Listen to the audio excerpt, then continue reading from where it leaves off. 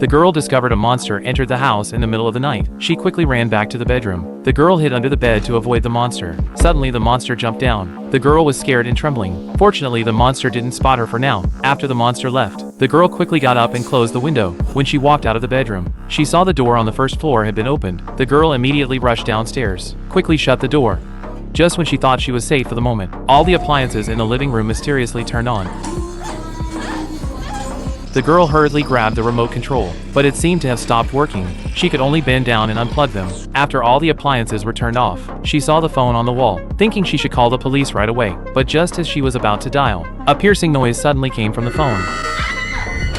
This scene terrified the girl. She turned and ran. Unexpectedly, when she just got to the stairs, she saw that monster walking down from upstairs. The girl was scared out of her mind, hurriedly hid next to the fridge. But just as she hid herself, the surroundings became eerily quiet. The girl remembered the phone on the wall. She slowly poked her head out, only to see the monster's hand grabbing the phone. She also saw in the mirror, the monster actually hung up the phone. Facing this highly intelligent monster, the girl didn't dare make a sound. But the next second, the fridge door blocked her view. Unknown terror spread through the air. The monster's footsteps got closer and closer. She looked down. The monster had already silently walked right in front of her. Following the girl's gaze upward, several long thin fingers slowly grabbed the fridge door. At the critical moment, the girl suddenly pushed open the fridge door, ran desperately toward outside. But just as she got to the door, the shattered door panel slammed right into her. This knocked her pretty hard. She could barely get up. At this moment, the monster's footsteps got closer and closer. The girl had to hide quickly. She struggled to crawl under the table.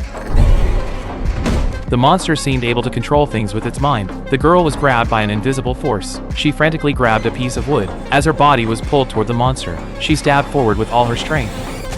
Unexpectedly, the monster was actually killed by the girl by accident. Before she knew it, time came to the next day. The girl covered up the monster's corpse, tried to make a phone call again, but still couldn't get through. With no other choice, she could only go outside to look for help. But when she walked outside, she was stunned by the scene before her. The people in town were all in creepy poses, holding up their hands looking at the sky, as if something was summoning them. Even more horrifying, there was something wriggling in all their throats. The girl was freaked out by this scene. She understood those people had already been controlled by monsters. Now the entire town had no way out. The girl could only return home. At this moment, she knew no one could help her. She had to face it alone. Those monsters that would appear again in the night.